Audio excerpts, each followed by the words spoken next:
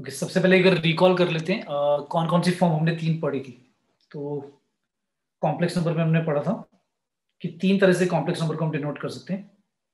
एक Cartesian form होती थी, एक पोलर फॉर्म और एक यूलर फॉर्म।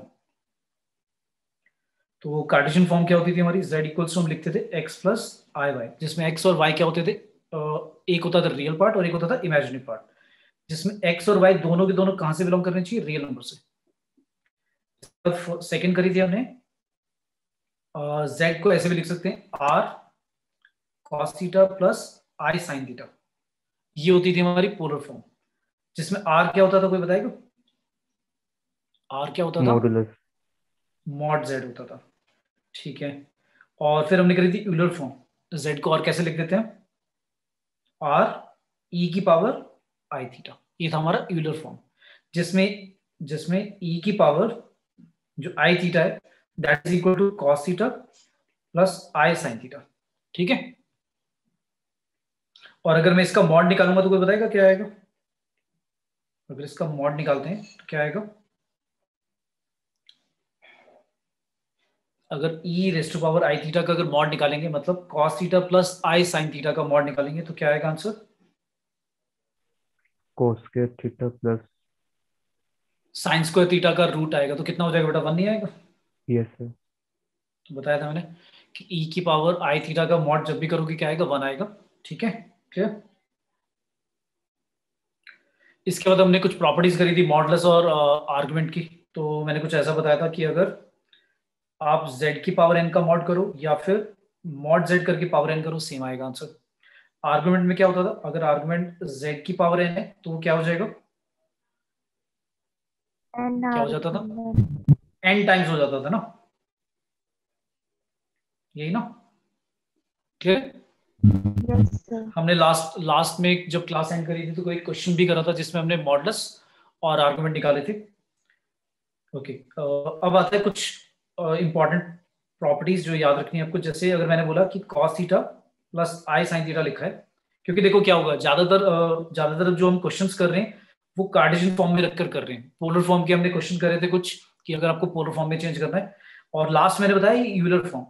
अब ये भी काफी काम का है, मतलब ज्यादातर इसको भी यूज करेंगे हम सॉल्व करने के लिए। जैसे क्वेश्चन लिखा हुआ है जिसमें cos theta plus i sine theta लिखा है, तो इसको आप चेंज करके इस तरह से लिख सकते हो, short E i theta. Theta आपका क्या है यहाँ पर, आर्गुमेंट। अच्छा, लेकिन अगर ऐसे लिखा हो, ये तो हो गया पहला, लेकिन अगर ऐसे लिखा हो cos थीटा माइनस आई साइन थीटा, अब क्या लिखेंगे? अगर यूलर फॉर्म में लिखना है ई की पावर में, तो अब क्या लिखेंगे? अब यहाँ पर हमने नोटिस करा, यहाँ पर तो एंगल ये नेगेटिव है, तो इसको ऐसे लिख सकते हैं, cos minus theta plus i sine minus theta, ये लिख सकते हैं। यस। अच्छा, अब इसके अकॉर्डिंग हमारा आर्गुमेंट यानी माइनस थीटा, तो इसको मैं क्या लिख दूंगा, ई आई की पावर क्या, माइनस थीटा, राइट। ये ठीक है, क्लियर है? Yes sir. ठीक है, अगर ऐसा लिखा है cos थीटा माइनस आई साइन थीटा हो गया, लेकिन अगर ऐसे लिखा है, लेट से sin थीटा प्लस आई cos थीटा लिखा है, इस बार पहले साइन लिखा है और फिर cos थीटा लिखा है आई के साथ, तो अब कैसे लिखें? अब इसको तो हम डायरेक्टली नहीं लिख सकते, क्योंकि इस बार इमेजिनरी पार्ट और रियल पार्ट चेंज हो गए।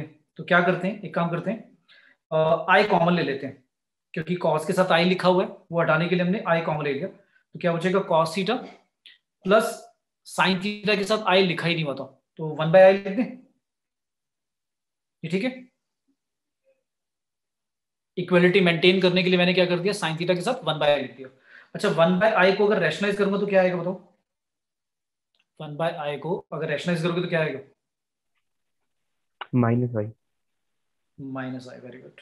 तो माइनस आई साइन थीटा लिख दें, ये ठीक है बेटा। मल्टीप्लाई कर दिया आई से, डिवाइड कर दिया आई से, तो जब मल्टीप्लाई करोगे आई से, ऊपर आई आएगा, नीचे आई स्क्वायर हो जाएगा, और आई स्क्वायर माइनस वन होता है, इसलिए माइनस आई। अच्छा, अब ऐसा आ गया। अब इस वाले पार्ट को तो हमने निकाला था अभी, ये रहा, ये कितना आया था हमारा, ई की पावर आई माइनस आई थीटा आया था ना, इसकी वैल्यू। तो इसकी जगह तो मैं क्या लिख सकता हूँ, ई की पावर माइनस आई थीटा, और जो आई साथ में लिखा हुआ है मल्टीप्लाई में, उसका क्या करें, उसको भी यूलर फॉर्म में चेंज कर दो। आई आपका भी तो कॉम्प्लेक्स नंबर ही है, तो आई का कोई बताएगा, पोलर फॉर्म में लिखेंगे तो आई को कैसे लिखेंगे? अगर आई लिखा है तो आई का मतलब क्या, जीरो प्लस आई या वन आई। तो इसको अगर पोलर फॉर्म में चेंज करोगे तो इसका मॉडुलस तो वही वन ही आएगा। Argument one. क्या आएगा, कोई बताएगा? आर्गुमेंट क्या आएगा? जीरो प्लस आई का मतलब हो गया कॉस जीरो है आपका थीटा, और जो साइन थीटा है वो 1 है, तो पाई बाय 2 आ जाएगा, है ना। Yes sir. Yes, तो yes, इसको मैं क्या sir. लिख सकता हूँ ई, इसको मैं क्या लिख सकता हूँ, वैसे तो मैं लिखूंगा ऐसे लिखूंगा cos pi by 2 plus i sine pi by 2, लेकिन ई की पावर में लिखेंगे तो कैसे लिखेंगे, e raise to power pi by 2 i, है ना, क्योंकि मैंने बोला था ई रेस टू पावर क्या लिखते हैं, आई थीटा या थीटा आई लिखते हैं, तो पाई बाय 2 आई लिख दूं, ये ठीक है। तो आई की जगह पे क्या आ जाएगा, e raise to power pi by 2 i, और साथ में e raise to power minus theta, minus I theta. तो इन दोनों में आपने देखा कि पावर जो है वो ऐड हो सकती है, बिकॉज ई अगर बेस सेम है तो एक्सपोनेंट के रूल्स हमें पता है कि पावर ऐड हो जाती है, तो क्या आएगा, e raise to power i common ले लो तो क्या बचेगा, पाई बाय 2 माइनस थीटा ना, ये आएगा ना, Yes, sir. क्लियर है। Yes, तो sir. अब पेपर में इतना टाइम वेस्ट ना हो तो इसके लिए हमने क्या करा, डायरेक्टली लर्न कर लिया भाई, कि अगर sine theta plus i cos theta लिखा है तो आप डायरेक्टली उसको e raise to power i bracket में पाई बाय 2 माइनस थीटा लिख सकते हो, ठीक है बेटा, क्लियर है। Yes, sir. अच्छा, इसको और इजी तरह से कैसे समझ सकते थे, कोई बताएगा, एक और तरीका भी था इसका। इसमें आप ऐसे भी तो कर सकते थे कि साइन को आपने लिख दिया cos pi by 2 minus theta, और i sine pi by 2 minus theta, तो आपने नोटिस करा कि आर्गुमेंट यहाँ पर पाई बाय 2 माइनस थीटा हो गया, तो ई की पावर क्या लिखते हैं, आई थीटा लिखते हैं, तो अगर आर्गुमेंट हमारा जो है वो पाई बाय 2 माइनस थीटा है तो यही तो आना था, क्लियर है, ठीक है। Yes, sir. तो ये हमने डायरेक्ट कर दिया, पर फिर भी याद होना चाहिए कि इस तरह से लिख सकते हैं। नेक्स्ट, अगर ऐसा लिखा है, इस बार प्लस की जगह माइनस लिखा है, अब क्या लिखें, ऐसा लिखा है साइन थीटा माइनस आई कॉस थीटा, इसका बताओ क्या होगा, इसको कैसे लिखें, बताओ भाई, क्या लिखते हैं इसे, साइन को तो हम क्या लिख सकते हैं, cos pi by 2 minus theta लिख सकते हैं, माइनस आई इसको लिख सकते हैं sign pi by 2 minus theta, ठीक है यहाँ तक। अच्छा, फिर ऐसे लिख दें, क्योंकि ये नेगेटिव है, यहाँ पर ये नेगेटिव है, तो कॉस वाले एंगल को रिवर्स करके लिख देते हैं ऐसे, और इसका प्लस लिखकर साइन ऐसे लिख दें, ये ठीक है, क्योंकि कॉस में तो नेगेटिव पर भी क्या होता है, पॉजिटिव और सेम आता है, कॉस थीटा और कॉस माइनस थीटा दोनों सेम होते हैं, लेकिन जो साइन होता है वो नेगेटिव के लिए नेगेटिव आता है, पॉजिटिव के लिए पॉजिटिव, है ना। तो मैंने क्या किया, जो बाहर वाला माइनस था आई के साथ, उसको मैंने क्या कर दिया, प्लस बना दिया, और साइन में एंगल को क्या कर दिया, नेगेटिव कर दिया, क्लियर है। तो इसको फिर मैं क्या लिखूंगा, ई रेज़ टू पावर क्या आएगा, i theta minus pi by 2, clear है। बस पाई बाय 2 माइनस थीटा की जगह क्या हो जाएगा, theta minus pi by 2, clear है भाई सभी को। Yes, sir. ठीक है, तो देखो दो चार ना इंपॉर्टेंट चीज याद रखो, जैसे 1 लिखा है तो 1 को आप क्या लिख सकते हो, ई रेज़ टू पावर आई 0, अगर लिखा है -1 तो क्या लिख सकते हो, ई रेज़ टू पावर आई पाई, अगर 0 लिखा है तो 0 को क्या लिखेंगे बताओ, ई रेज़ टू पावर क्या लिखूंगा, अगर सिर्फ 0 है तो क्या लिखेंगे, इसमें आर्गुमेंट कितना होगा, थीटा की 0। वैल्यू बताओ, 0 होगी पक्का, यस सर। ये आएगा, यस सोचो सर। सोचो, क्योंकि 0 को आप लिखोगे 0 + 0 है, तो यहाँ पर आपका कॉस भी 0 है, साइन भी 0 है, ये मतलब है ना इसका, यहाँ पे, यस सर। तो फिर क्या आएगा, 1 1। अगर अच्छा, एक चीज आप भूल गए, मैंने क्या बताया था, 0 जो होता है उसका आर्गुमेंट एग्जिस्ट नहीं करता, याद है, यस सर। Yes, sir. फिर लिख ही नहीं पाओगे ना, समझ में आ रहा है क्यों, cos theta plus cos theta की वैल्यू भी 0 कह रहे हो आप, sin थीटा की value at the same time 0 हो सकते हैं दोनों, नहीं ना, तो इसके लिए पॉसिबल ही नहीं है, 0 को नहीं लिख सकते, क्लियर है, Yes, ठीक है भाई। सर ये फर्स्ट वाले पॉइंट में क्या लिखा हुआ है?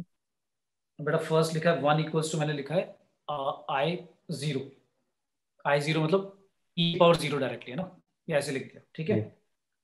इसमें आएगा 0, और -1 के लिए क्या आएगा, -1 के लिए आएगा E raise to power minus -1 जो होता है वो ई रेज़ टू पावर क्या होगा, आई पाई होगा, क्योंकि अगर -1 के लिए मैं आर्गुमेंट निकालूंगा, प्रिंसिपल आर्गुमेंट, वो पाई आएगा, है ना, क्योंकि कॉस की वैल्यू पाई पर क्या होती है, -1 होती है, साइन की वैल्यू 0 होती है, राइट, क्लियर है। अच्छा, फिर यस ऐसे ही सर। इसके लिए भी बता दो, आई की वैल्यू क्या होगी, सिर्फ आई अगर लिखा है, ई रेज़ टू पावर क्या लिख दें, ई पाई बाय 2 आई। इस बार आपका इमेजिनरी पार्ट 1 है और रियल पार्ट 0 है, तो क्या आएगा, पाई बाय 2 आएगा ना, और अगर -i लिखा है तो ई रेस्ट टू पावर अब क्या आएगा, -π/2i। -π/2i है ना, क्लियर है? Yes, sir. ठीक है, क्योंकि साइन की वैल्यू -π/2 पे क्या होगी, -1 होगी, और कॉस 0 होता है। ये भाई चार मतलब एकदम टिप्स पे होने चाहिए आपके, कि कभी भी लिखा है तो आप बिना पोलर फॉर्म में चेंज करें या आर्गुमेंट निकाले, बिना ही डायरेक्टली बता पाओ क्या होगा, क्लियर है? अच्छा, अब मैंने बोला कि e rest to power i theta का अगर आप मॉड करते हो तो हमेशा क्या आएगा, 1 आएगा, क्लियर है? तो इसका मतलब थीटा की वैल्यू चाहे कुछ भी हो, थीटा की वैल्यू चाहे कुछ भी रियल नंबर हो, आंसर हमेशा क्या है, मॉड 1 आएगा। मतलब अगर लिखा है ई रेस्ट टू पावर आई और लिखा है 7π/6, तो इसका मॉड कितना आएगा, 1 आएगा, इररिस्पेक्टिव ऑफ कि यहाँ पर ये क्या लिखा है एंगल, ठीक है, क्लियर है? अच्छा नेक्स्ट, मान लो मैंने ऐसे पूछ लिया, इसका मॉड बताओ क्या आएगा, आई थीटा प्लस 1, इसका मॉड बताना क्या होगा, e rest to power i theta plus 1 लिख दिया, अब इसका मॉड बताना क्या आएगा। तो सबसे पहले मुझे क्या करना पड़ेगा, सर क्योंकि 2। +1 लिख दिया साथ में, हाँ 2 सर ऐसे 2 नहीं आएगा। बेटा, तो ऐसे नहीं करेंगे कि पहले वाले का कर दिया और दूसरे वाले का कर दिया और ऐड कर दिया, नहीं, आराम से देखो कैसे होगा। सबसे पहले जो पहला लिखा हुआ है, क्या लिखा हुआ है, e rest to power i theta plus 1। अच्छा 1 को एक काम करो, उसमें चेंज करो, क्या कहते हैं, अभी मैंने पीछे क्या बताया था, 1 के लिए हम क्या लिख सकते हैं, यूनिट फॉर्म i0 लिख सकते हैं, ठीक है। अच्छा दोनों में से कुछ कॉमन है, नहीं है, तो मैं एक काम करता हूं, दोनों में से e rest to power i theta common ले लेता हूं दोनों में से, तो क्या बचेगा, पहले वाले में से ई आई थीटा/2 बचेगा, हाफ हो जाएगा, और दूसरे वाले में तो कुछ लिखा ही नहीं हुआ था, 1 था वो, तो फिर ऐसे हो जाएगा ई rest to power minus i थीटा/2 है ना, ये ठीक है, Yes, sir. क्लियर है? क्योंकि दोनों अब सॉल्व करूंगा तो आंसर वही आएगा। अच्छा फिर, अच्छा मैंने ऐसा क्यों लिखा, अब ध्यान से देखना, ये बहुत इंपॉर्टेंट है, फॉर्मूला भी जनरेट हो जाएगा इससे, क्या, ई रेस्ट टू पावर आई थीटा/2। अच्छा अब ये वाला और ये वाला, इसको हम सॉल्व कैसे करें, तो तुम्हें एक फॉर्मूला याद रहोगा कि e rest to power i theta का सबने लिखा था cos theta plus i sine theta, तो पहले वाले को मैं क्या लिख दूंगा, cos theta plus i sine theta, ये ठीक है, और दूसरे वाले के लिए क्या आएगा, कॉस नेगेटिव का थीटा/2 आएगा, लेकिन कॉस तो नेगेटिव एंगल के लिए भी प्लस ही होता है, लेकिन साइन क्या हो जाएगा, माइनस है ना, ये ठीक है, ये ठीक है भाई? Yes, sir. इसमें क्या कट गया आपका, ये तो कट ही गया, तो क्या बचा, ई आई थीटा/2 साथ में बचा 2 cos थीटा/2, ठीक है, ये आ गया। अब मैंने कहा था इसका मॉड बताओ, जो पहले नहीं बता सकते थे अब बता सकते हैं, कि अगर मैं बोलूं आपको इसका मॉड बताओ 2 cos थीटा/2। अच्छा सबसे पहले इसमें एक चीज नोटिस करो, ये तो पूरा रियल है ना, जो 2 cos थीटा/2 लिखा है, ये तो कुछ ना कुछ स्केलर होगा, राइट, है ना, Yes, sir. प्योरली रियल है ना ये तो प्योरली रियल जो भी लिखा होता है, उस स्केलर को तो आप मॉड से बाहर निकाल सकते हो, जैसे 2 लिखा हो, अगर मैं कहूँ 2z का मॉड बताओ, तो आप इसको ऐसे लिख सकते हो ना, 2 और z बाहर, ऐसे लिख सकते हो ना, ठीक है, तो स्केलर को तो मैंने क्या कर दिया, बाहर निकाल दिया, तो उसका जो 2 cos थीटा/2 था वो तो बाहर निकाल दिया मैंने, और जो अंदर अब लिखा है e rest to power i थीटा/2, और इसका मॉड क्या आएगा, मैंने कहा था ई की पावर में आई के साथ कोई भी एंगल लिखा हो, थीटा/2 लिखा हो, थीटा लिखा हो, 5π/6 लिखा हो, 6π/8 लिखा हो, कुछ भी लिखा हो, आंसर 1 आएगा। तो आंसर क्या आया, 1. cos थीटा/2, 2 cos क्या आ गया आंसर,2 cos थीटा/2 आ गया, क्लियर है? Yes, ठीक है sir. भाई, तो ये अब आप याद रख लो क्या, कि अगर e rest to power i theta लिखा हो plus E rest to power minus i theta लिखा हो और होल डिवाइड बाय 2, या इसको चलो छोड़ दो, डिवाइड बाय 2 नहीं करते, डायरेक्टली बोल देते हैं, तो इसकी वैल्यू क्या आएगी, अभी हमने निकाली, कितनी आई, 2 cos थीटा/2, Yes, यानी ये कैसा आएगा, ये अगर मैं पूछूं इसका इमेजिनरी पार्ट क्या है, तो कितना है, 0, तो यानी प्योरली रियल है ना, कह सकते हैं प्योरली रियल है, yes, sir. ठीक है, सभी को क्लियर है? Yes, sir. ठीक है, नेक्स्ट है,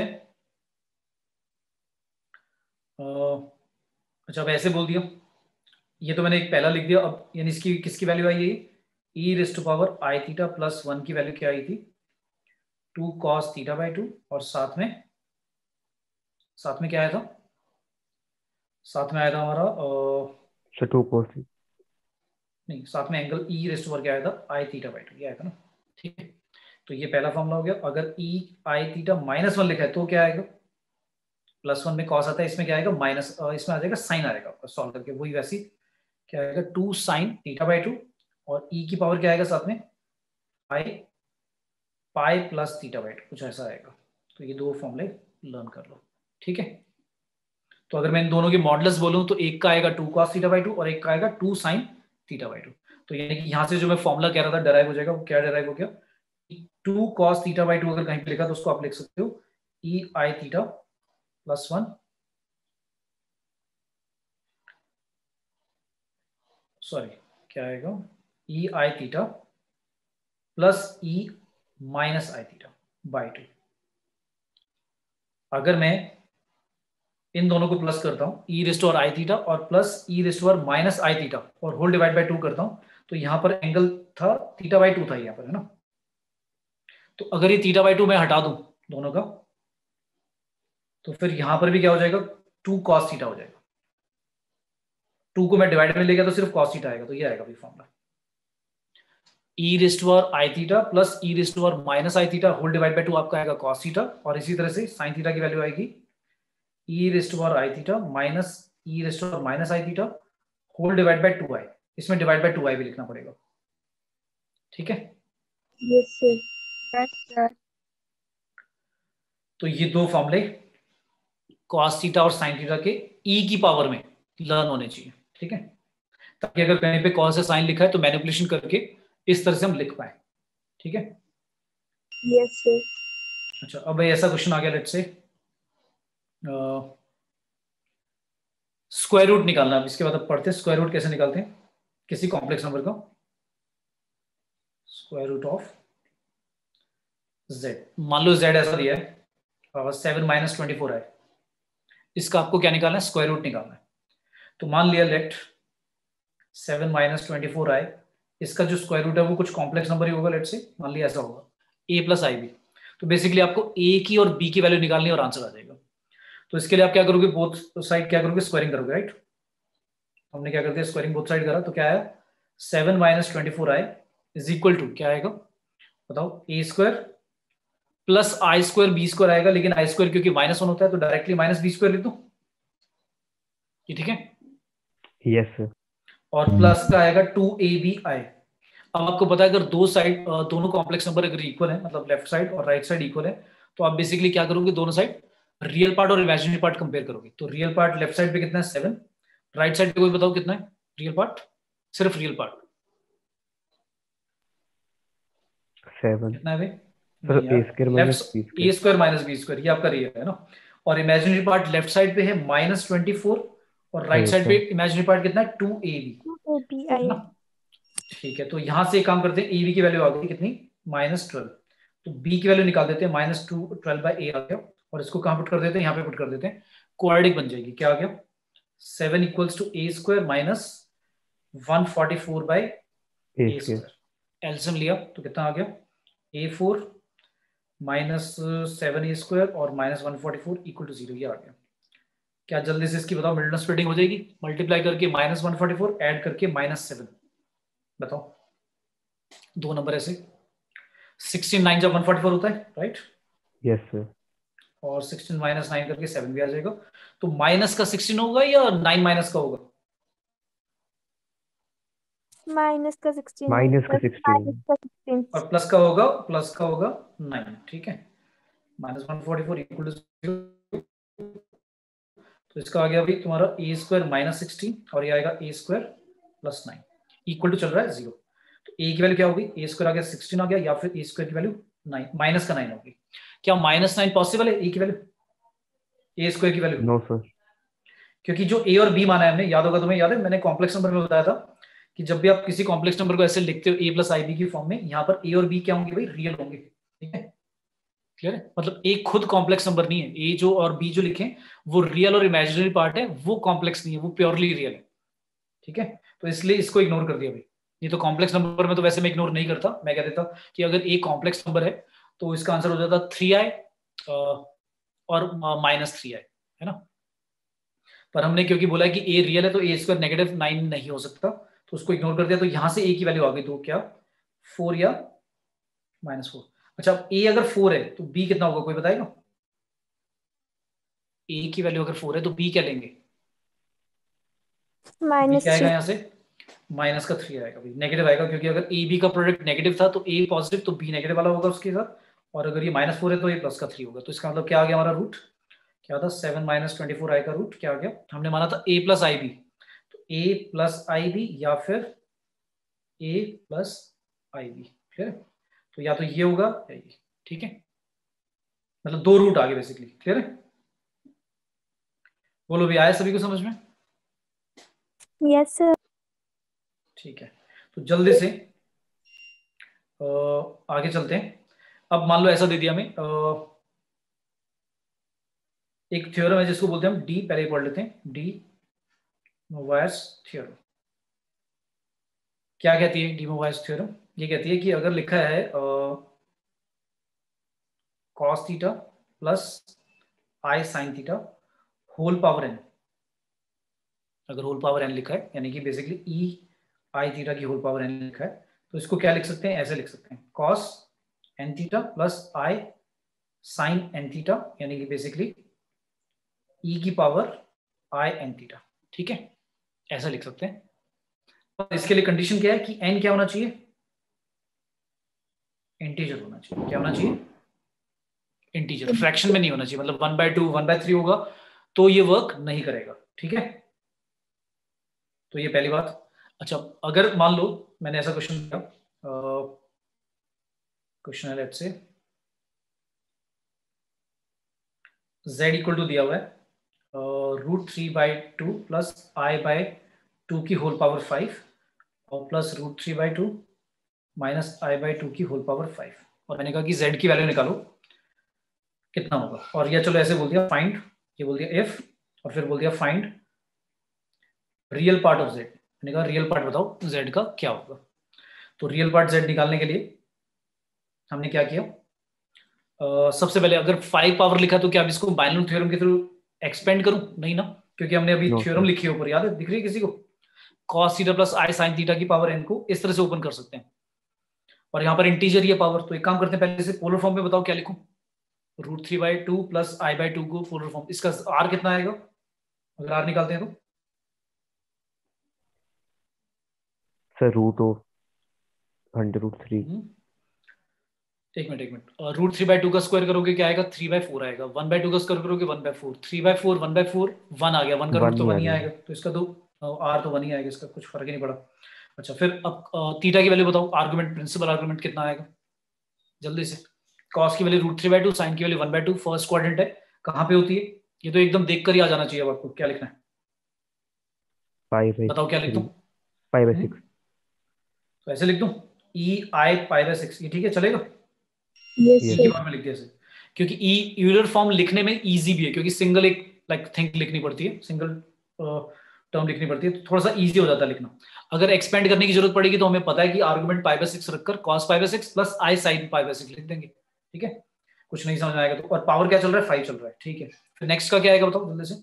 उसका r तो 1 ही आएगा, 1 की पावर 5 1 ही रहता है, तो वो बाहर निकाल दिया, -5/6 -5/6। ये सभी को क्लियर है -5/6 क्यों बोला? क्योंकि प्रिंसिपल आर्गुमेंट हमारी कहां से कहां तक होती थी, -π से π, जिसमें -π को हम इंक्लूड नहीं करते थे, पाई को इंक्लूड करते थे, याद है? ठीक है, अब ये आ गया हमारा, और इसकी पावर भी क्या है 5। अब डीमोवाय थ्योरम जो मैंने ऊपर बताया वो लगा दे। मैंने कहा था कि अगर n इंटीजर है तो e की पावर अगर आई थीटा लिखा है होल पावर n, तो n मल्टीप्लाई में चला जाएगा, तो क्या बन जाएगा ये भाई, e की पावर 5 π/6 आई है ना, और ये बन गया e की पावर -5 π/6 आई, यही बनेगा ना, ये ठीक है? ये क्लियर है? Yes sir. अब तुम्हें वो प्रॉपर्टी याद आ रही है, मैंने कुछ बताया था ऊपर, देखो ये रहा, कहाँ बताया था, ये रहा, ये दिख रहा है, ये प्रॉपर्टी दिख रही है? मतलब अगर ये मैं प्रॉपर्टी देखो, अगर ये वाली प्रॉपर्टी में नहीं भी लगाऊं, आई ई की पावर आई थीटा की वैल्यू लिखूं और प्लस ई की पावर आई थीटा की माइनस आई थीटा की वैल्यू लिखूं, जो कि आएगा cos theta plus i sine theta, फिर प्लस में आएगा cos minus theta plus sine i sine minus theta, तो साइन तो नेगेटिव हो जाएगा, तो पॉजिटिव और नेगेटिव वाले साइन वाले तो कट जाएंगे, सिर्फ cos वाला बचेगा, तो 2 cos थीटा हो जाएगा, और 2 cos थीटा को 2 से डिवाइड कर दिया इसलिए cos थीटा बोल दिया। तो निकाल कर भी आ जाएगा, लेकिन अगर ये याद है डायरेक्टली कि भाई ई की पावर अगर आई थीटा लिखा है और प्लस में ई की पावर माइनस आई थीटा लिखा है, वही एंगल है लेकिन माइनस है और होल डिवाइड बाय 2 है, तो कॉस थीटा आएगा। तो तुम्हें यहाँ पर समझ में आ गया होगा आंसर क्या आएगा इसका, क्या आएगा इसका आंसर। और डिवाइड बाय 2 नहीं है, अगर डिवाइड बाय 2 नहीं है तो क्या आएगा, 2 कॉस कितना आएगा 5/6 है ना, यही आएगा ना थीटा हमारा। क्लियर है? बोलो भाई सभी को समझ में आया बेटा, किसी को नहीं आया तो बोलो दोबारा लिख के समझाऊं इसे, कॉस साइन में कन्वर्ट करके समझाऊं या आया सभी को समझ में? Yes sir.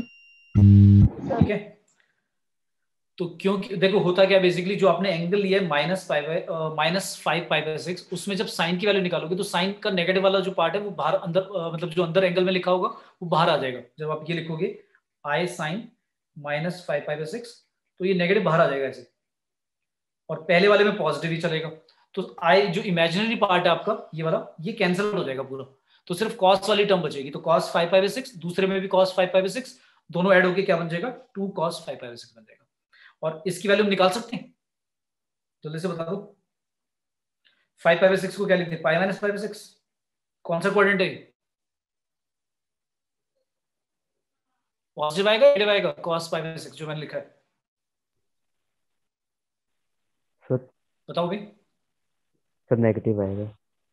नेगेटिव आएगा, क्यों आएगा नेगेटिव, रीजन भी दे दो। सर कौन सा क्वाड्रेंट है, सेकंड क्वाड्रेंट क्वाड्रेंट। है, सेकंड क्वाड्रेंट में cos नेगेटिव होता है। और 5/6 पे वैल्यू कितनी होती है cos की, 30 पे √3/2, तो आंसर आ गया -√3। तो मैंने पूछा था रियल पार्ट बताओ, ये z आ गया तुम्हारा, मैंने पूछा था रियल पार्ट बताओ z का क्या होगा, तो रियल पार्ट यही होगा -√3। और अगर मैं पूछता इमेजिनरी पार्ट तो क्या होता, 0। क्लियर है? Yes sir. तो पेपर देखो, अगर टाइम बचाना है और मुझे अगर ये प्रॉपर्टी याद थी कि cos, ये जो मैंने लिखा था ऊपर, e की power i theta plus e की power minus I theta divide by 2 अगर cos थीटा होता है, या अगर मैं 2 नीचे से हटा दूं तो 2 cos थीटा होता है। तो इसका मतलब मुझे ये पता लग गया कि अगर यहाँ पर एंगल सेम था, मैंने e की पावर में चेंज करा ये वाला टर्म और ये वाला टर्म, तो ये वाला फॉर्मूला लग गया 2 cos थीटा आएगा। तो अगर मुझे कोई कहता सिर्फ इमेजिनरी पार्ट बताओ, तो इमेजिनरी पार्ट बिना आगे सॉल्व करे मैं डायरेक्टली बोल सकता था 0 आएगा। क्यों? क्योंकि टू cos थीटा जो होगा वो रियल है प्योरली, तो डायरेक्टली इमेजिनरी पार्ट आप 0 बोल दोगे। ठीक है, अच्छा ये मैंने बोला कि डी मोवाई थ्योरम जो मैंने बताया, इसमें n के लिए क्या कंडीशन बताई मैंने कि n इंटीजर होना चाहिए, तभी इस तरह से मल्टीप्लाई कर सकते हैं। लेकिन अगर इंटीजर नहीं है फिर क्या करेंगे, मान लो ऐसा दिया हुआ है, अब दे दिया हमें क्या, मान लो z इक्वल टू दिया हुआ है cos theta plus i sin theta, और होल पावर जो है वो लेट से है इस बार p/q है, जिसमें p और q इंटीजर है और रैशनल फॉर्म में हो गया, मतलब जैसे रैशनल नंबर होते हैं उस फॉर्म में दिया हुआ है। ठीक है, फिर इस केस में क्या करेंगे, मतलब अगर इंटीजर नहीं है, मतलब बोल दिया कि p/q इंटीजर नहीं है, तो फिर क्या करेंगे, फिर इसको ऐसे नहीं लिख सकते cos p/q theta plus i sin p/q theta, ये रॉन्ग हो जाएगा अगर लिख दिया तो, ऐसे नहीं लिखेंगे। इनमें से एक वैल्यू ऐसा हो सकता है कि ये आए, बट एग्जैक्टली ये इक्वल नहीं होगा, तो फिर इसको फिर कैसे ओपन करेंगे, तो इसके लिए तरीका है, ये नोट कर लेना, cos थीटा प्लस इसको, क्योंकि nth रूट जब निकालेंगे यूनिटी या किसी के भी तो उसमें यूज करेंगे, तो इसका फॉर्मूला है कि सबसे पहले क्या करो, इसको इस तरह से लिख दो cos 2n पाई या 2m पाई प्लस थीटा, और मल्टीप्लाई में क्या p/q, इसी तरह से i sin 2m pi plus theta और मल्टीप्लाई में p/q। ठीक है, इस फॉर्म में लिखना है, मतलब p/q मैंने एंगल के साथ मल्टीप्लाई करा, लेकिन उस थीटा मैंने पहले चेंज करा, जो थीटा था उसको मैंने क्या लिख दिया, 2m पाई लिख दिया। अब ये m की जो वैल्यू है ये कहां से कहां तक चलेगी, तो इसमें m की जो वैल्यू होगी, वेयर जो m होगा वो आपका चलेगा कहां से, 0 से चलेगा, 0 1 2 कहां तक, जो भी डिनोमिनेटर में जो q लिखा हुआ है उससे एक कम तक, मतलब अगर q की वैल्यू 3 है, मतलब क्यूब रूट निकाल रहे हो आप, क्यूब रूट के लिए आपका p 1 हो जाएगा और q कितना हो जाएगा 3, तो क्यूब रूट के लिए आप जब निकालोगे, अभी हमने क्यूब रूट, ध्यान होगा आपको 1 के क्यूब रूट निकाले थे, तो वो 1 के क्यूब रूट हमने डी मोवायर थ्योरम ये लगा कर नहीं निकाले थे, वैसे ही निकाल लिए थे फैक्टराइज करके। लेकिन अब इस तरह से जब निकालेंगे तो भी आंसर सेम आएंगे, तो उसमें अगर क्यूब रूट निकालता हूं मैं, तो p/q के लिए अगर मैं क्यूब रूट कर रहा हूं तो 1/3 हो गया, तो 1/3 में p आपका 1 हो गया और q आपका 3 हो गया, तो q जो वैल्यू होगी m की वो कहां से कहां तक लोगे आप, 0 लोगे, 1 लोगे और 2 लोगे। क्यों? क्योंकि q की वैल्यू अगर आप 3 पुट कर रहे हो क्यूब रूट के लिए तो सिर्फ 0 1 2 लेकर निकालेंगे। ठीक है, तो क्यूब रूट में निकाल के दिखा देता हूं, देखो क्या आएगा, जैसे हमें लेना है क्यूब रूट ऑफ यूनिटी। तो मतलब आप ये कह रहे हो जेड क्यूब अगर 1 है तो जेड की वैल्यू निकालो, यानी 1 का क्यूब रूट निकालो, क्या आएगा। अब 1 का एक क्यूब रूट तो 1 आएगा जो कि रियल होता है, इमेजिनरी भी आएंगे कुछ, मतलब कॉम्प्लेक्स भी आएंगे। तो उनको निकालने के लिए हम क्या कर रहा था, पिछली बार तो मैंने फैक्टराइज कर दिया था कुछ ऐसे, मैंने ऐसे कर दिया था Z cube minus 1 equal to 0, Z minus 1 और Z square plus 1 minus Z equal to 0। इससे और इससे मैंने दो आंसर निकाले थे। फिर पहले वाले से तो डायरेक्टली निकल गया 1 जेड की वैल्यू, और जो दूसरा है Z square minus Z plus 1 उसको मैंने डी वाले मेथड से निकाला था। लेकिन अगर मान लो ये वाली थ्योरम लगानी है, डी मोबाइ थ्योरम, इससे निकालते हैं, कैसे निकलेगा। तो हमने क्या किया, 1 को पहले उस फॉर्म में लिख लो, और cos theta plus i sine theta की फॉर्म में। कोई बताएगा क्या लिखें, बताओ भाई क्या लिख दें। 1 को क्या लिखें बेटा, cos कितना लिखें और साइन कितना लिखें, एंगल π/2 या 0, π/2 या 0 भाई। सर इज 0 आएगा क्योंकि cos 0 1 होता है ना, साइन 0 पे तो 0 होता है, तो इमेजिनरी पार्ट नहीं आएगा और cos 0 1 हो जाएगा। कैसे लिख सकते हैं। फिर मैंने क्या कहा, मैंने कहा जब आप क्यूब रूट कर रहे हो, यानी कि z निकाल रहे हो क्यूब रूट ऑफ यूनिटी, तो मतलब ये अगर z के इक्वल है, z क्यूब अगर ये है, तो z अगर निकालना है तो इसका मतलब हमें क्या करना है, cos 0 प्लस आई साइन 0 की होल पावर क्या करनी है, 1/3 करनी है। और ये आपका इसमें p कितना है, 1 है, और q कितना है, 3। तो मैंने कहा था इसको पहले आप क्या करो, जो आपका आर्गुमेंट है 0 उसको चेंज करके ऐसे लिख दो, क्या cos 2m पाई प्लस 0। अच्छा प्लस 0 मैं नहीं लिख रहा क्योंकि 2m पाई में 0 ऐड करोगे वही आएगा, और साथ में मल्टीप्लाई में क्या कर दो, जो p/q है, p 1 है और q आपका 3 है, तो ये आएगा, और प्लस आई साइन ऐसी दोबारा 2m पाई 1/3, ठीक है। फिर मैंने क्या बोला था, m की वैल्यू क्या क्या लेनी है, 0 लेनी है, 1 लेनी है और 2। क्यों, क्योंकि अगर आपका q 3 है तो 3 से एक कम तक लेना है m की वैल्यू। तो अगर मैं m लेता हूं 0, तो m 0 लेकर मेरा फर्स्ट क्या आएगा बताओ, m अगर 0 रखते हैं तो z कितना आएगा, cos क्या आएगा, m 0 है तो पूरा ही 0 हो गया, cos 0 ही आएगा, और आई साइन भी 0 आएगा, तो ये तो 1 ही आ गया। अच्छा अगर m की वैल्यू लेते हैं 1, अब बताओ क्या आएगा, m की वैल्यू अगर 1 लेते हैं तब क्या आएगा, cos क्या लिखें, 2π/3 2π/3, वेरी गुड, और plus i sign 2π/3 I sign 2π/3, और 2π/3 पे वैल्यू बताओ cos की क्या होती है, कैसे ब्रेक करोगे इसे, 2π/3 को मैं लिख सकता हूँ पाई माइनस π/3 है ना, तो क्या आ जाएगा,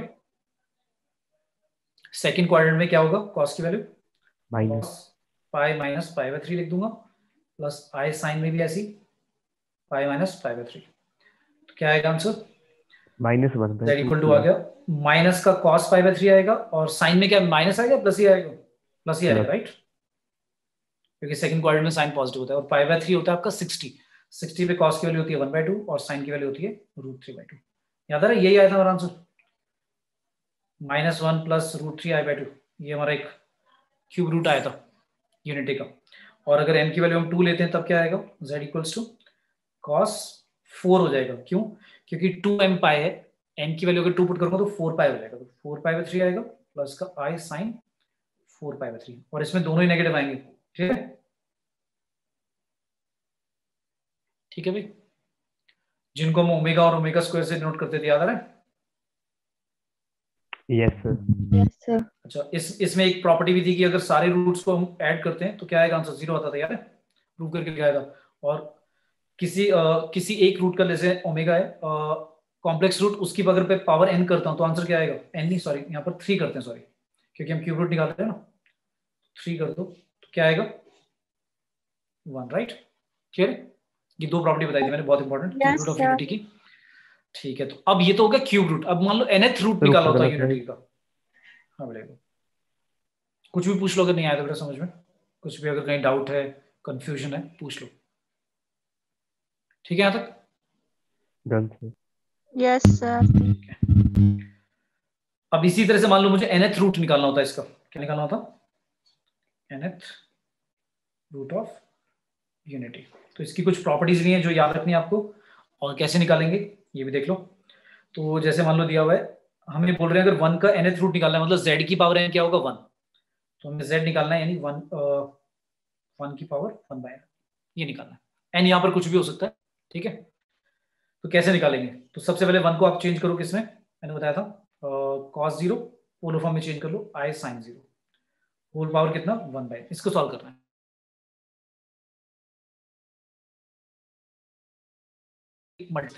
जीरो के साथ मल्टीप्लाई करके बोल दिया और एक रूट आ गया, उससे तो एक ही आंसर आएगा। तो फिर मैंने क्या कहा था, मैंने कहा था इसको इस फॉर्म में चेंज कर लेना, क्या 2 cos 2m पाई प्लस 0 मैं लिख नहीं रहा फिर दोबारा, सिर्फ 2m pi divide by n आएगा क्योंकि 1/n से मल्टीप्लाई करोगे तो, और प्लस का क्या आएगा I sin 2m pi divide by, यही आएगा ना, ये हमारा z आ गया। अब इसमें मैंने बोला था कि जो m की वैल्यूज है वो कहां से कहां तक लेंगे बताओ, 0 1 2 कहां तक लेंगे, अगर हम nth रूट निकाल रहे हैं तो कहां तक लेंगे बताओ भी। मैंने बोला था डिनोमिनेटर जो होता है उससे एक कम तक लेते हैं, यानी कि डिनोमिनेटर यहाँ पर n है तो क्या लेंगे n-1 तक। क्लियर है? Yes, sir. तो यानी कि m की वैल्यू 0 के लिए एक रूट आ जाएगा, m की वैल्यू 1 के लिए सेकंड रूट आ जाएगा, इस तरह से n-1 तक लेंगे तो पूरे n रूट्स आ जाएंगे। क्लियर है? अच्छा लास्ट में n-1 आ रहा है, पर स्टार्टिंग में क्योंकि 0 लिया था m की वैल्यू तो इसलिए टोटल मिलाकर ये n रूट्स हैं। ये क्लियर है? ठीक है बेटा, ये n वैल्यूज है टोटल। मतलब किसी बच्चे को लग रहा है n-1 है, n-1 नहीं, 1 से लेकर n-1 तक n-1 है, लेकिन 0 को भी इंक्लूड करेंगे तो टोटल n वैल्यूज हैं। तो अब जल्दी से बताओ, अगर मैं लेता हूं m की वैल्यू लेता हूं 0, तो 0 लेकर क्या आ जाएगा आंसर, डायरेक्टली बताएगा कोई क्या आएगा? अगर m की वैल्यू 0 लेंगे तो cos 0 प्लस I sin 0, ये तो 1 ही आ जाएगा, राइट? यस। अच्छा m की वैल्यू अगर मैंने 1 लिया, बताओ क्या आएगा? m की वैल्यू अगर 1 लेते हैं तो क्या आएगा, cos क्या आएगा 2 pi by n plus I sin 2 pi by n, है ना, यही आएगा ना। ठीक है, इसको हमने क्या बोल दिया, इसको बोल दिया हमने लेट्स से, इसको ऐसे भी लिख सकता हूं e की power I 2 pi by n, इसको मैंने अल्फा बोल दिया। ठीक है, e की power I 2 pi by n, क्योंकि आपका जो आर्गुमेंट है वो 2 पाई बाय n है, तो इस तरह से लिख सकते हैं। और इस रूट को मैंने क्या बोल दिया, अल्फा बोल दिया। क्लियर है? कॉम्प्लेक्स रूट को, ये समझ में आया? Yes, sir. अच्छा अब नोटिस करना, देखना पैटर्न चलेगा। m की वैल्यू अगर 2 पुट करते हैं अब क्या आएगा बताओ, cos अब क्या हो जाएगा 4 हो जाएगा ना, 4 pi bye Yes. Plus I sin 4 pi bye. अच्छा फिर क्या होगा, अगर 3 पुट करेंगे तो क्या आएगा, cos क्या हो जाएगा 6 पाई और I में 6 पाई बाय n। तो आपने नोटिस करा कि जो एंगल है वो क्या क्या हो रहा है, कितने कितने का डिफरेंस आ रहा है बार बार, 2 पाई बाय n का ना, अच्छा तो यानी कि इन दोनों में अगर मैं रिलेशन बोलूं तो जो मैंने m की वैल्यू 2 ली है उस केस में जो आंसर आया मेरा root e raise to power I 4 pi by n, और पहले वाला क्या आया था e raise to power I 2 pi by n, तो पहले वाले का स्क्वायर नहीं आया एक तरह से, इस वाले का अगर मैं स्क्वायर करता हूं तो यही तो आएगा, क्योंकि e की power I 2 pi by n का स्क्वायर करेंगे तो स्क्वायर करने में आपको पता है पावर की पावर जब करते हैं तो मल्टीप्लाई हो जाती है, तो 2 पाई बाय n का स्क्वायर मतलब करके क्या आएगा 4 ही तो आएगा, 4 पाई बाय n, तो स्क्वायर लिख सकता हूँ अल्फा स्क्वायर इसे, अगर पहले वाले को अल्फा माना है तो ये ठीक है।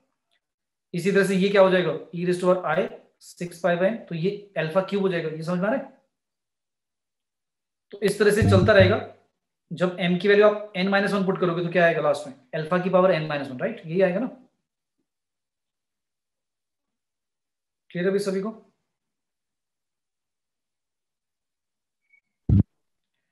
बोलो भाई सभी को क्लियर है? Yes, sir. Yes, sir. ठीक है,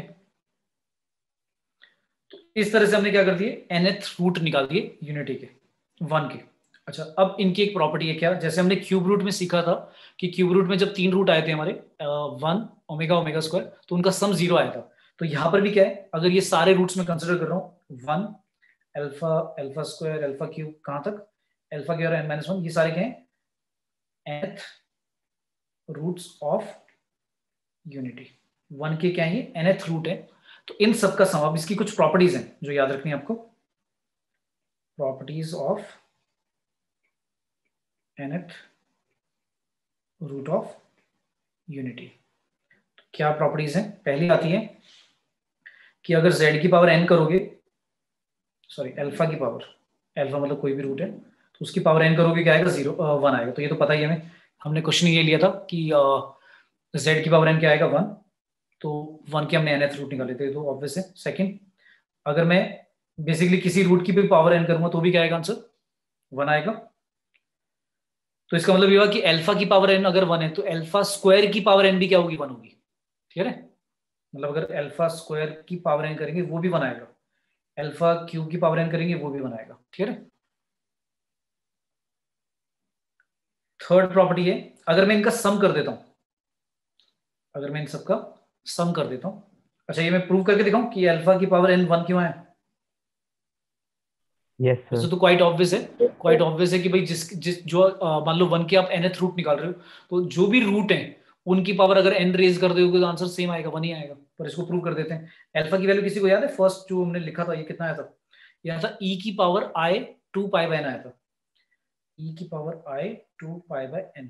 और मैं कह रहा हूँ अल्फा की पावर n कर दो, तो अल्फा की पावर n अगर करेंगे तो क्या आएगा e i 2 pi by n whole power n, power power multiply हो जाती है तो क्या आएगा e की power i 2 pi by n into n, तो n से n तो कट जाएगा, तो क्या बचा e की पावर i 2 पाई बचा। अच्छा आर्गुमेंट अगर 2 पाई है तो इसको आप बेसिकली क्या लिखोगे cos 2 pi plus i sin 2 पाई। अच्छा 2 पाई का तो मतलब जीरो ही नहीं हो गया एंगल भाई, 0 2 पाई 4 पाई ये सारे सेम ही तो बात है। तो cos 0 पे या 2 पाई पे क्या होगा 1 ही तो होता है, यस सर। साइन 0 होता है, साइन 0 होता है, तो आंसर 1 ही तो आ गया, ठीक है। Yes sir.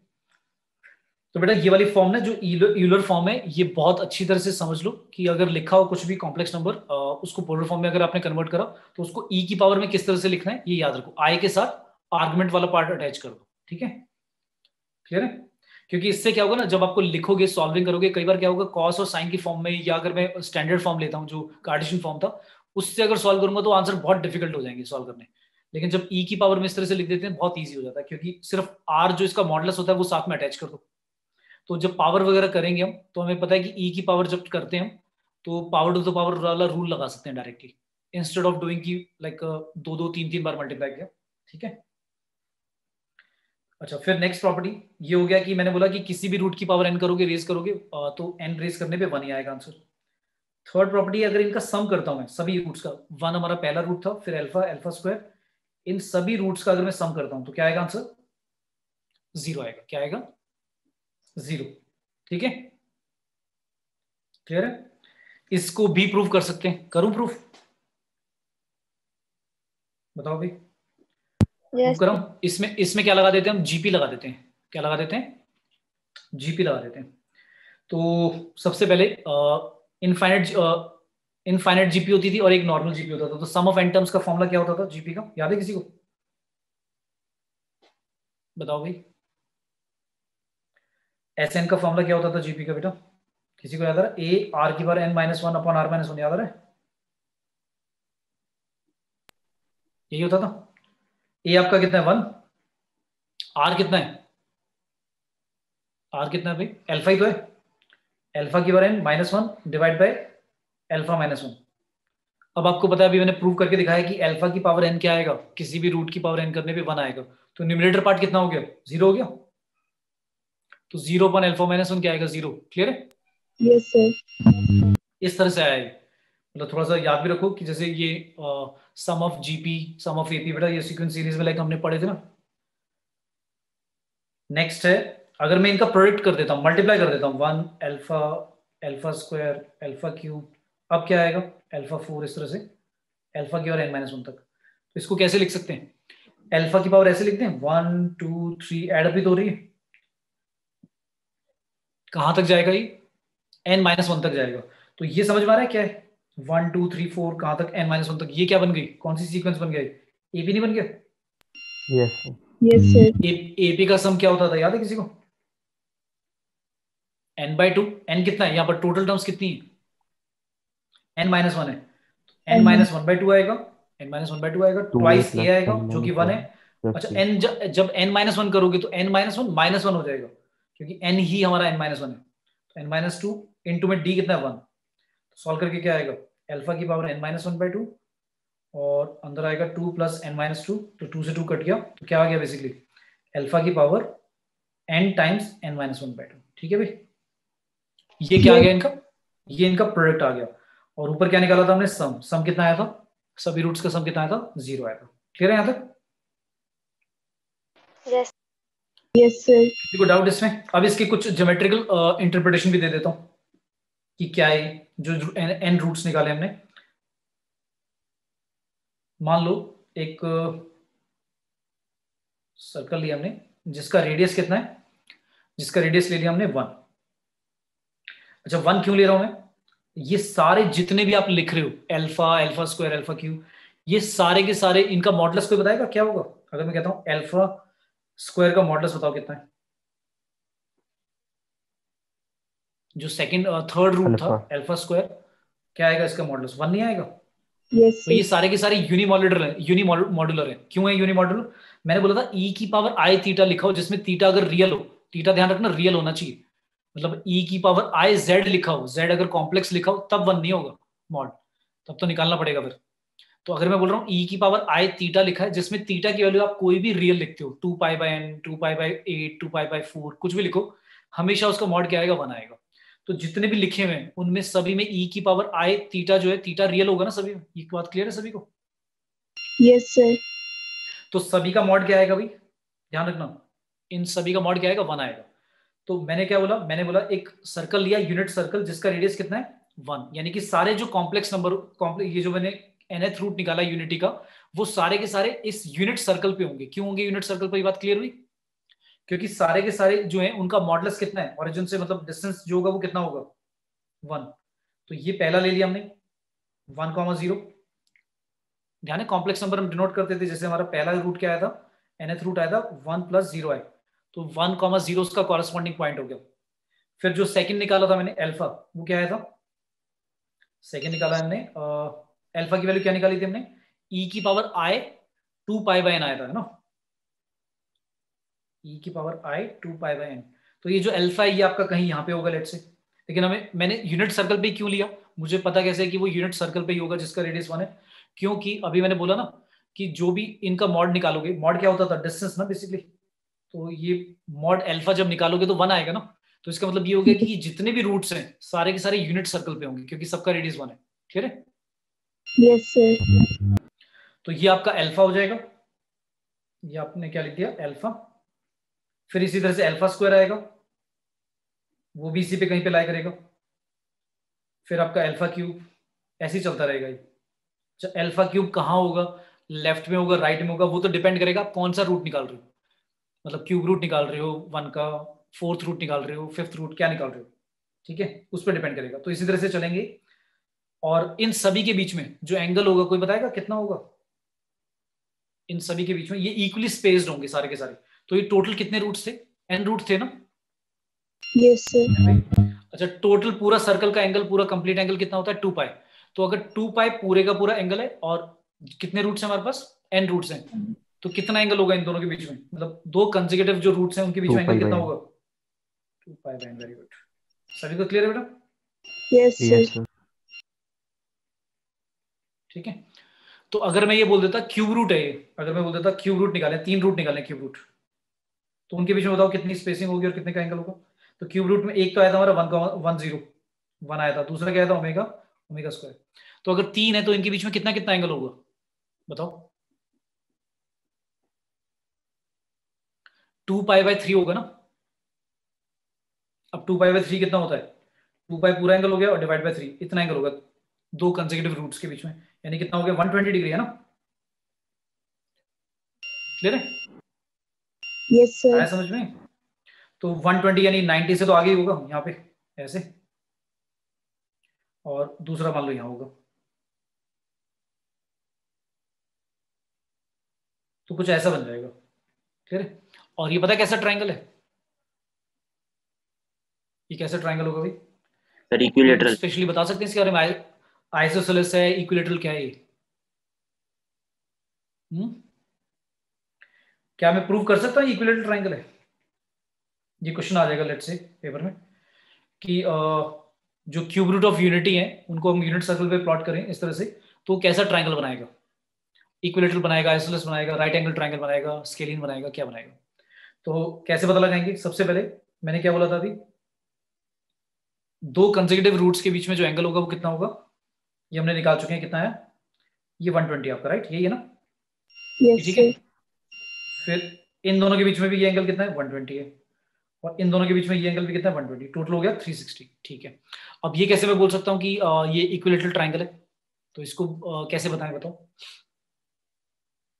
ये कैसे प्रूव करें? सर्कल की कुछ प्रॉपर्टीज याद आ रही है तुम्हें? कुछ ऐसी प्रॉपर्टी याद थी? सर्कल में सीखते थे हम कि सेंटर से कोई आर्क इस तरह से एंगल बनाती है सेंटर पर, तो रिमेनिंग पार्ट पे जो एंगल बनता है वो उससे हाफ बनता है, याद है? याद है? Angle subtended bye an arc at the centre is double the angle subtended bye it on the remaining part of the circle. तो जो सेंटर पे एंगल बनाएगी आर्क ए बी, ये वाली आर्क, ये अगर 100 बना रही है तो रिमेनिंग पार्ट सी पर कितना बनाएगी? 50 डिग्री बनाएगी। तो अगर चाहे एंगल यहाँ पे हो चाहे यहाँ पे हो, सारे कितने होंगे? 50 होंगे। तो आपको ये दिख रहा है, ये वाला एंगल 120 है सेंटर पर। कौन सी आर्क बना रही है? ये वाली आर्क, ये वाली जो आर्क है, ये सेंटर पर एंगल कितना बना रही है? 120 बना रही है। और ये वाला जो एंगल बन रहा है, ये वाला एंगल रिमेनिंग पार्ट भी तो बना है। Yes, sir. तो ये कितना होगा? 60. 60 होगा। तो ये वाला एंगल प्रूव हो गया 60 है। Yes, ऐसी sir. बाकी एंगल्स भी प्रूव कर लोगे? Yes, sir. क्लियर है? देखो कैसे हुआ, अब इस तरह से प्रूव हो जाएगा भाई। ये अगर 120 है तो फिर ये वाला हाफ होगा, ये 60 होगा। फिर इसी तरह से ये वाला अगर 120 है सेंटर पर, तो ये वाला 60 होगा। क्लियर है भाई? तो Yes, sir. कैसे प्रूव कर दिया हमने कि ये कौन सा ट्रायंगल बनेगा? मतलब अगर मैं बोलूं कि यूनिट सर्कल पे अगर प्लॉट करें तो कैसा ट्रायंगल बनाएंगे वो, तो हमने प्रूव कर दिया कैसा ट्रायंगल बनेगा? Equilateral. इक्विलैटरल ट्रायंगल बनता है। क्लियर है बेटा सभी को? Yes, sir. तो मतलब ये क्वेश्चन आ सकता है पेपर में इस तरह से। सभी को क्लियर हुआ? Yes, sir. इसमें बोलो कोई डाउट है तो? No, sir. आगे चलें? Yes, sir. बोलो बेटा, अगर किसी को भी nth रूट यूनिटी में कोई कंफ्यूजन है पूछ लो, प्रॉपर्टीज में किसी भी चीज में। सभी को क्लियर? Yes, sir. चलो एक क्वेश्चन करते हैं। क्वेश्चन दे रखा है और ये तुम्हारा जेई में आया हुआ था, 2020 में आया हुआ है। क्वेश्चन था, बहुत इजी क्वेश्चन है, ध्यान से पढ़ना। क्या गिवन है? -1 plus i√3 whole divide by 1 minus i की होल पावर दी हुई है, लेट्स से 30 कर लेते हैं। 30 पावर दी हुई है और इसकी वैल्यू बतानी है, इवैल्यूएट करके क्या आएगी। तो अब आपको समझ में आ गया होगा कि ये तो सबने कॉम्प्लेक्स नंबर की पावर n वाला डी मोवायर जो थ्योरम पीछे बताई थी वो वाला रूल लगेगा इसमें। अब हमें इसने ये नहीं बोला कि मॉड निकालो, इसका मॉडुलस निकालो या आर्गुमेंट निकालो। मॉड आर्गुमेंट तो लास्ट क्लास में हम कर चुके हैं, याद है इसका? किसी को याद आ रहा है? मॉडुलस और आर्गुमेंट हम कर चुके हैं लास्ट क्लास में। लेकिन यहाँ पर अब क्या लिखा हुआ है? यहाँ पर लिखा हुआ है इसकी वैल्यू बताओ। इसमें मॉडुलस और आर्गुमेंट नहीं बोला, इसको पूरा आंसर निकालना है, जेड की वैल्यू क्या होगी, पूरा कॉम्प्लेक्स नंबर निकालना है। तो यहाँ पर अभी हमने सीखा था क्या, सबसे पहले इस तरह से सेपरेट कर लें।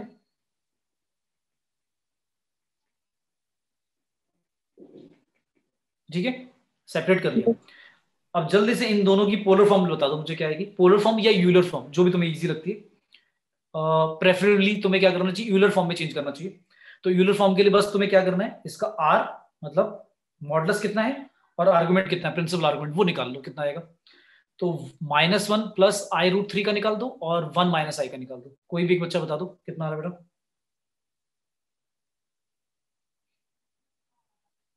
ऊपर वाले का न्यूमरेटर का पहले बता दो कितना आएगा।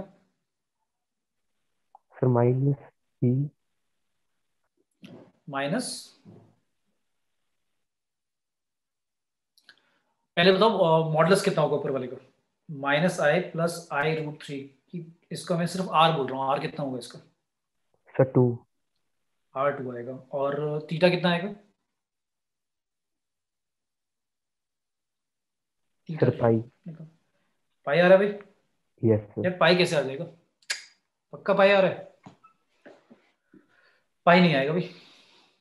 सर कोस पाई होता है माइनस। यार भूल गए सब चीज। मान लिया ये cos थीटा आपका, cos theta plus i sin theta ऐसे मान देते ना, तो आप कहोगे cos थीटा की वैल्यू क्या होगी भाई? -1/2 होगी। और sin थीटा की वैल्यू कितनी होगी? √3/2 होगी। बेटा पाई कहाँ से आ जाएगा? ये कौन सा क्वाड्रेंट हुआ बताओ जल्दी से। साइन की वैल्यू पॉजिटिव, cos की वैल्यू नेगेटिव, कौन सा क्वाड्रेंट है? Second quadrant. सेकंड में क्या करते थे हम? पाई माइनस थीटा लिखते थे या थीटा माइनस पाई लिखते थे? क्या लिखते थे? पाई माइनस थीटा तो लिखते थे। Pi minus theta. और थीटा बेटा ये कौन सा फर्स्ट क्वाड्रेंट वाला कौन सा एंगल है? कॉस की वैल्यू 1/2 और √3/2 कहाँ पे होती है? 60 पे होती है ना? Yes, sir. Yes sir. तो क्या है एंगल? 5π/6 नहीं आ गया? Yes sir. Yes, sir. क्या कर रहे हो? तो मैंने कहा था जल्दी से बस रफ में ये निकाल कर आप इसको क्या लिख देना, ऐसे लिख देना 2 टाइम्स e की पावर i 5π/6। ये ठीक है, चलेगा? ये ठीक है, Yes. ये लिख दिया हमने। अब नीचे वाले को बता दो जल्दी से, 1 - i, इसका क्या आएगा? इसका बोल रहे थे क्या पाई? इसका भी निकालो जल्दी से, बताओ क्या आएगा 1 - i का। इसमें कॉस कितना आएगा, इसमें r कितना आएगा हमारा? √2। Yes sir. थीटा बता दो फटाफट जल्दी से, क्या आएगा? कॉस थीटा की वैल्यू है तुम्हारी 1/√2 और साइन थीटा इस बार नेगेटिव है, माइनस का 1/√2। तो फर्स्ट कौन से क्वाड्रेंट में ऐसा होगा? साइन के लिए नेगेटिव, कॉस के लिए पॉजिटिव। Fourth. फोर्थ में होता है। तो फोर्थ में हम वैसे तो जाएंगे नहीं, 2π माइनस करके। कॉम्प्लेक्स नंबर के लिए हमने प्रिंसिपल आर्गुमेंट के लिए सीखा था थीटा की जगह माइनस थीटा कर देते हैं फोर्थ क्वाड्रेंट में। तो इसका क्या आएगा आर्गुमेंट? माइनस का π/4 कर दूं? Yes sir. Yes, sir. अब आ जाते हैं, तो इसको ऐसे लिख दूंगा ना, क्या लिख दूंगा? e माइनस π/4 आएगी, ठीक है? ठीक है भाई, Yes, sir. चलो अब क्वेश्चन सर पे आ रूट जाओ। टू भी क्या आएगा। है बेटा? √2 हाँ, भी आएगा। साथ में √2 भी आएगा, राइट, बिल्कुल ठीक है। आर भी लिखना है भाई, वो तो सिर्फ कॉस साइन वाला आया, तो साथ में √2 भी आएगा, बिल्कुल ठीक है। पहले वाले में भी 2 भी आएगा, राइट। तो ये दो वैल्यूज आ गई हमारी। अब चलते हैं क्वेश्चन पे। क्वेश्चन क्या था? न्यूमरेटर क्या था? न्यूमरेटर आया था हमारा 2, z की वैल्यू है 2, e i 5π/6, इसकी पावर भी 30 है, और नीचे डिनोमिनेटर में √2 e माइनस π/4i, इसकी पावर भी 30 है। तो सबसे पहले 2 की पावर और √2 की पावर कर लो भी, 30 कितना हो जाएगा? ऊपर आएगी 2 की और 30, और नीचे कितना आएगा? 2 की और 15 आएगा, राइट। Yes, sir.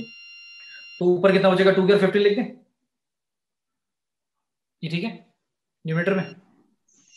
अच्छा, अब e की पावर जो लिखी है 30, उसको कैसे सॉल्व करें? डी मोबाइल थ्योरम क्या कहता था कि ये जो 30 है, अगर इंटीजर है, इंटीजर ये 30 पॉजिटिव, तो इसको एंगल के साथ मल्टीप्लाई कर दें, यही कहता था ना Yes, sir. कि भाई अगर e की पावर i थीटा की पावर n कर रहे हो आप, तो ऐसे लिख सकते हो e i n theta.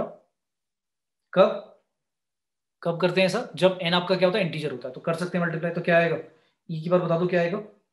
i क्या हो जाएगा? पावर कितनी हो जाएगी? 5π/6 को अगर 30 से मल्टीप्लाई करते हो तो 36 से कट के 5 बचेगा। 5 5 से कितना हो गया? 25π है ना? 5. 25π लिख दें, और डिवाइड में बता दो, डिवाइड में बता दो। डिवाइड में जो आई थी 2 की पावर, वो तो ऊपर से आपने न्यूमरेटर से कट आउट कर लिया था। अब डिनोमिनेटर में बता दो क्या आएगा? डिनोमिनेटर में भी क्या आएगी? जल्दी बताओ यार, इतना टाइम क्यों ले रहे हो? फटाफट बताओ, ये तो सिंपल सी कैलकुलेशन है। 30 को आप 4 से कट करोगे, क्या आएगा? 15/2 आएगा ना, माइनस का 15/2 ये लिख दूं, ठीक Yes, है भाई? sir. Yes, sir. तो अब जल्दी से बता दो क्या है आंसर? 2 की और 15। अब डिवाइड में लिखी हुई पावर, e की पावर दोनों, तो माइनस हो जाएगी ना ऊपर जाकर। तो ऊपर क्या था हमारा? आई तो मैं भारी लिख देता हूँ। ऊपर क्या बचेगा? 25π में से माइनस करना है। अच्छा, माइनस पहले से नीचे था, ऊपर जाकर तो प्लस हो जाएगा है ना, ये ठीक है? Yes, sir. तो अब बता दो क्या है आंसर सॉल्व करके। 2 की और 15, साथ में e की और क्या है, क्या लिखूं? कितना हो गया? 25 प्लस 15/2 कितना हो जाएगा? 50 प्लस 65/2, ये ना, ये ठीक है?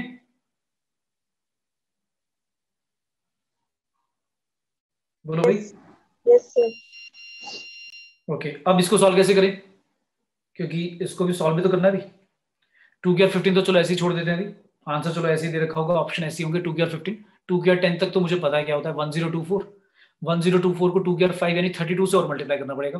तो या तो ऑप्शन में 2 की और 15 लिखा होगा, या कोई बड़ा सा नंबर लिखा होगा, वो तो मैं चलो निकाल लूंगा। जनरली 2 की और 15 ही लिखा होता है ऑप्शन में। अब इसको सॉल्व करना है, e की पावर 65π/2, इसकी जल्दी से वैल्यू बताओ मुझे क्या होगी? इसकी वैल्यू क्या आएगी भाई? करो सारे कैलकुलेट करके जल्दी से बताओ, बहुत इजी है तो देख कर भी बता सकते हैं क्या आएगा आंसर, अगर चीजें सीखी हैं तो। बताओ भाई, आया किसी का?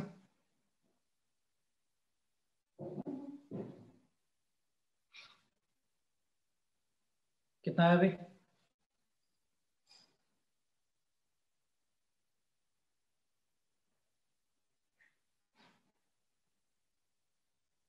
किसी का भी नहीं आया?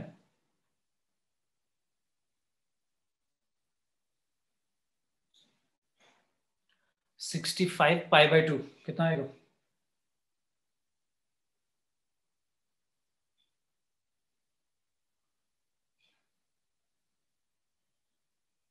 अच्छा, हमने एक गड़बड़ कर दी भाई यहाँ पर। साइन की वैल्यू थी हमारी √3/2। साइन की वैल्यू अगर √3/2 है तो एंगल कौन सा होता है? 30 होता है, 60 होता है? क्या होगा भाई? 60 60 कैसे लिखा जाता है? π/6 या π/3? π/3 होगा ना,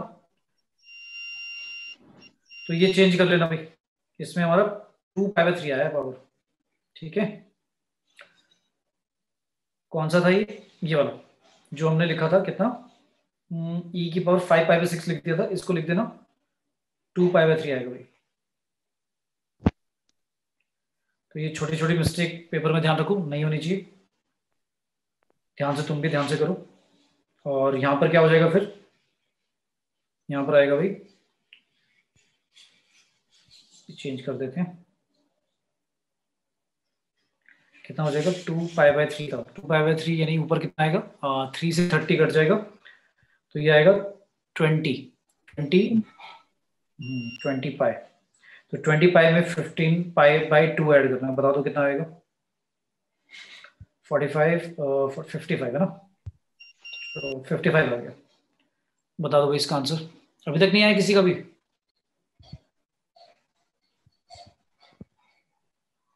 ये आपका एंगल ऐसा आ रहा है 55π/2, इसको ब्रेक कर लो ना भाई। कैसे ब्रेक करोगे? क्योंकि आपको प्रिंसिपल उसमें लेके आना है, -π से लेकर पाई तक, तो इसको ब्रेक कैसे करोगे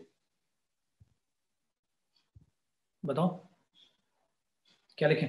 अच्छा, 55π/2 है, मुझे ये बता दो, सिर्फ इतना ही बता दो यार, मैं तुम्हें ट्रिग्नोमेट्री में इतनी चीज अच्छी तरह समझाई थी। 27 प्लस, एक मिनट, मुझे बता दो 55π/2 कहाँ पे आएगा, इनमें से बता दो कहाँ पे आएगा। यहाँ पे आएगा, यहाँ पे आएगा, यहाँ पे आएगा, ये इसको हम क्या बोलते हैं? -π/2। कहाँ पे आएगा 55π/2? तुम्हें याद है मैंने कुछ ऐसा बताया था कि ये वाला पार्ट जो होता है ये ऐसा होता है 4n + 1π/2 ऐसा होता है, सर पाई, और नीचे के लिए बताया था मैंने 4n - 1π/2 होता है, ये होता है। तो बेटा अगर 55 की बात करें, π/2 तो भूल जाओ, 55 क्या है? 4 से डिवाइड करने पे क्या आएगा रिमाइंडर? 3 आएगा ना, 3 आएगा या 1 आएगा? 3 आएगा, राइट? 56 से 1 कम है ना, तो यहां पे नहीं होगा, यही होगा ना पहले। तो इस एंगल को, इस एंगल को हम ये नहीं मान सकते, कह सकते हैं यही होगा? Yes sir. तो अगर -π/2 है, -π/2, तो फिर मुझे बता दो क्या होगा इसका वैल्यू फिर? e की पावर अगर लिखा है -π/2 है, तो यानी एंगल अगर -π/2 तो क्या आएगा? 2 की 15 कॉस के साथ -π/2 और आई साइन के साथ भी -π/2, तो कितना आया भाई? कॉस की वैल्यू π/2 पे क्या होती है? 0, ये तो 0 हो गया, उड़ गया। साइन वाला जो बचेगा वो π/2 पे 1 होता है, लेकिन माइनस बाहर आ जाएगा, तो क्या आएगा आंसर? 2 की 15 माइनस का 1 हो जाएगा, -1 आए, तो क्या है आंसर? -i 2 की 15, यही आएगा ना? क्लियर है? बोलो भाई, सभी को क्लियर है? Yes sir. ठीक है, किसी को डाउट इसमें? ठीक है, किसी को डाउट? No sir. ठीक है, तो बेटा ये पोलर फॉर्म, यूलर फॉर्म, मैंने बोला यूलर फॉर्म की एप्लीकेबिलिटी बताई कि यूलर फॉर्म में लिखकर इजी हो जाता है कैलकुलेशन करना, नहीं तो आप कॉस साइन लिखोगे बहुत लेंथी हो जाता है कई बार, है ना? तो यूलर फॉर्म में लिखकर पावर को आप ऐड सब्ट्रैक्ट इजीली कर सकते हो, और फाइनल आंसर को जो आपका एंगल आता है ई की पावर में जो आई के साथ थीटा लिखा होगा, वो थीटा वैल्यू आप कॉस साइन में पुट करके डायरेक्टली वैल्यूएट कर सकते हो। क्लियर है सभी को? Yes. यहाँ तक किसी को डाउट? नो किसी को डाउट? क्लियर है? अच्छा, नेक्स्ट क्लास में हम क्या करेंगे, कॉम्प्लेक्स नंबर कंटिन्यू करेंगे, ज्योमेट्रिकल इंटरप्रिटेशन पढ़ेंगे। तो उसके लिए मैंने जैसे क्यूब nth रूट बताई कि nth रूट के ज्योमेट्रिकल इंटरप्रिटेशन बताया इस तरह से। तो अब नेक्स्ट क्लास में पढ़ेंगे कि कॉम्प्लेक्स नंबर जो अभी तक हम कर रहे थे वो किसी तरह से पॉइंट की तरह डिनोट करते थे। नेक्स्ट क्लास में पढ़ेंगे वेक्टर की फॉर्म में भी डिनोट कर सकते हैं, ठीक है, पोजीशन वेक्टर की फॉर्म में। तो थोड़ा सा वेक्टर बताऊंगा किस तरह से पोजीशन वेक्टर की फॉर्म में कैसे रिप्रेजेंट करना है और इसका फिर ज्योमेट्रिकल इंटरप्रिटेशन क्या है, ठीक है, क्लियर। तो आपको अभी तक जो हमने करे हैं, मॉडुलस कैसे निकालते हैं, आर्गुमेंट कैसे निकालते हैं, डी मोबाइल थ्योरम निकालकर यूज करके कैसे निकालना है, सॉल्व करना है, मॉडुलस की जितनी प्रॉपर्टीज हैं, आर्गुमेंट की जो प्रॉपर्टीज थी, ये सभी की सभी आनी चाहिए आपको, ठीक है बेटा, क्लियर है? Yes, sir. ठीक है, चलो, thank you all. Okay, Thank you, sir. Thank you, sir. Bye bye.